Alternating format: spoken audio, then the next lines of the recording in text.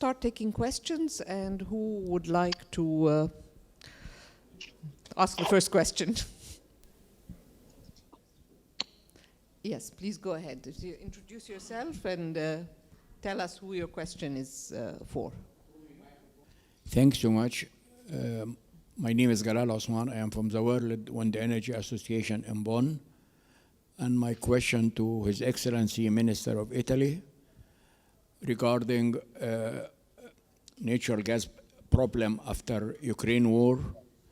Are there any plans in Europe to import solar energy from Egypt and North Africa in the form of green hydrogen or ammonia or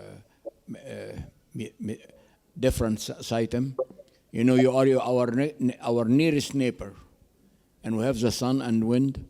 Morocco is active in this item, Egypt, South Africa, as a substitute for natural gas from Ukraine.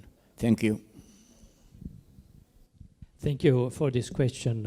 Of course, my Cypriot and Greek colleagues will be, say, offended by, but we say we are very close, yes. Apart from this, yes, your question is very interesting because this, I think, will be and should be a very important development.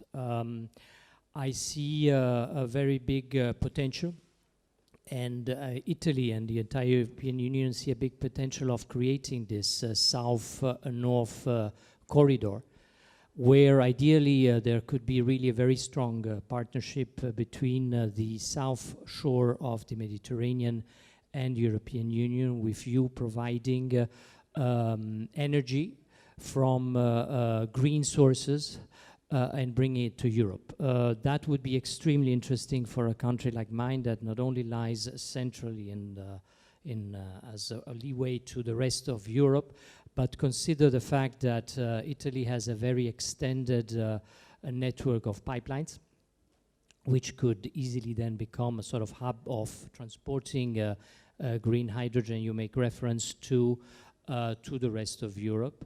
Other way would be, of course, and there is already talks about this, putting some under the seabed, some electric cable.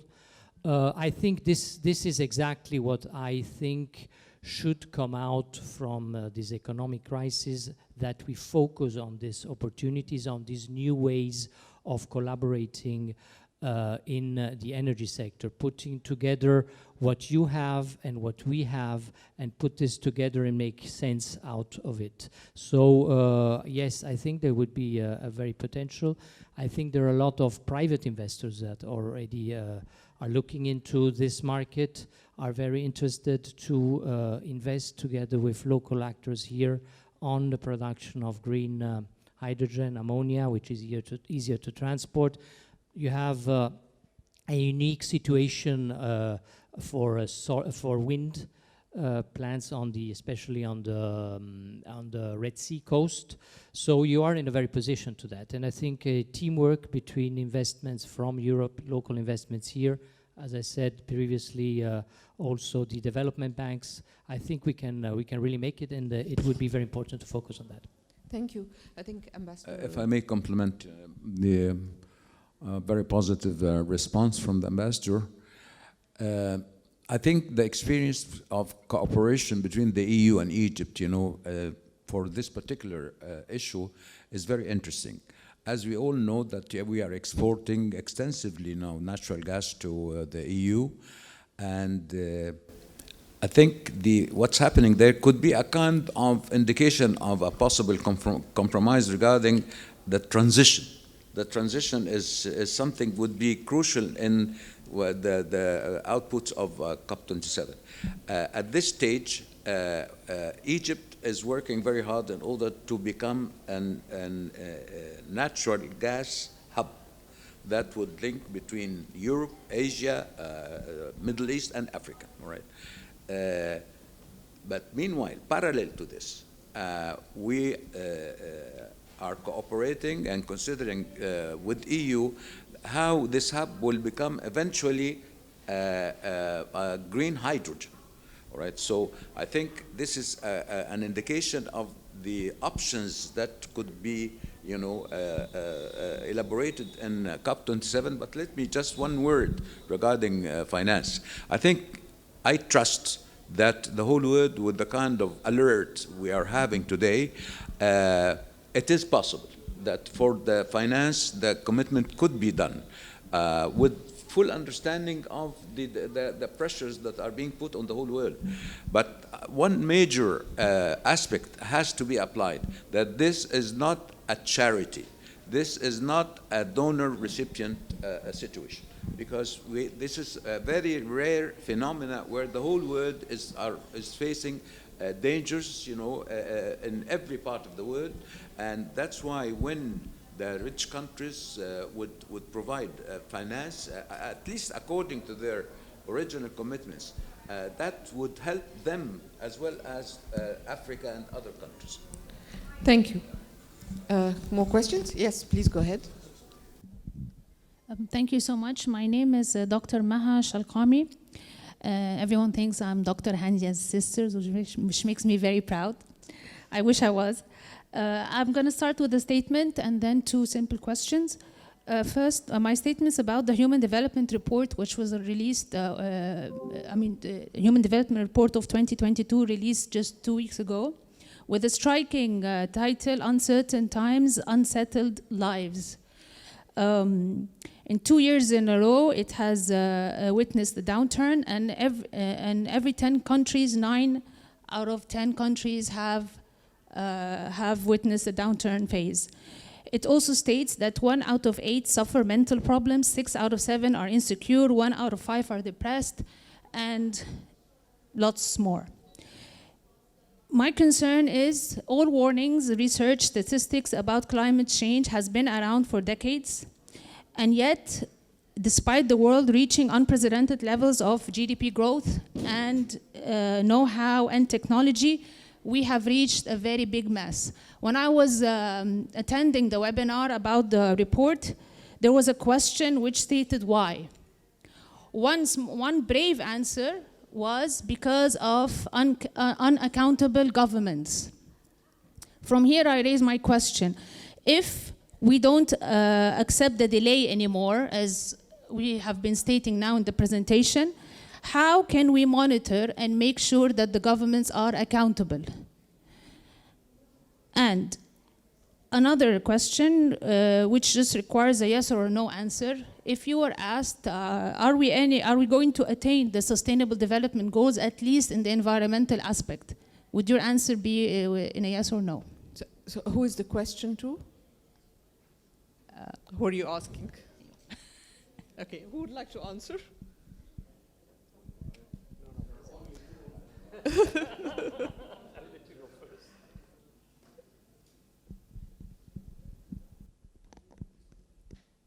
Well, thank you. Well, it's a very complicated question, but let me try very quickly to answer. Sustainable development is the basic consideration for all what we are doing, because we are not talking for a short-term harder.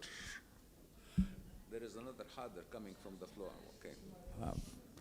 Harder, okay, I'll raise my voice. We're not talking about a short-term process. We are talking about long-term, because, even the repercussions of the climate change, even if we are under control, but if not linked with sustainable development, then we are failing. Because we would, particularly in the case of Africa, because Africa is facing great difficulties for their economic development processes, and they need not only to mitigate the climate repercussions, but in order to continue their economic development process. So it's a must. For accountability, I don't think we one day will come to a climate court for accountability, but I think the crisis itself will impose this kind of accountability, because as I said, the crisis is imposing itself on the whole world, and countries need not to be accountable rather than to face the crisis. So this, I think, that would be the concept of, in my view, the concept of accountability. Thank you. Any more questions? Okay, microphone. My question to His Excellency Ambassador Raouf Saad. We were talking about financial aids. I'm raising the point of technical help from Europe to Africa, because when I'm talking about green hydrogen, we don't have know-how, we don't have the hardware, electrolyzers and fuel cell and a lot of technology. And I monitor that the EU has been having many hydrogen valley all over Europe, which there is none in Africa, and they have hydrogen universities. And I'm calling in this conference on having a hydrogen university to educate and capacity building for the Africa and to get help with technology so that we can go on exporting our solar energy to Europe. It's not only in dollars.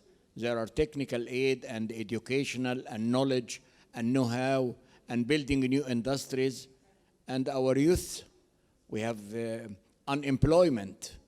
This is one of the way of help of our young people and in universities. So I'm calling to consider in COP27 to have an African green hydrogen university so that we can export the natural resources of Africa, wind and solar, to Europe, fossil-free. Thank you. Thank you. I think you gave me the answer, so I need not to answer. Well, you are very much correct, I think. But let's remember that the call from the very beginning that we are calling for financial and technological support. It's there. And, well, I need not to tell you how much I appreciate our relationship with the EU, not because Ambassador is here, but because I have been dealing with the EU since the 90s, and I have been always reporting and recommending they are the strongest partners for us, and not only in trade and economic relations, but in all aspects of relations with the EU. I understand that you are a climate man and you are very much involved. I mean, what's happening now is I would qualify it as a pilot project, I mean, between EU and Egypt for the green hydrogen.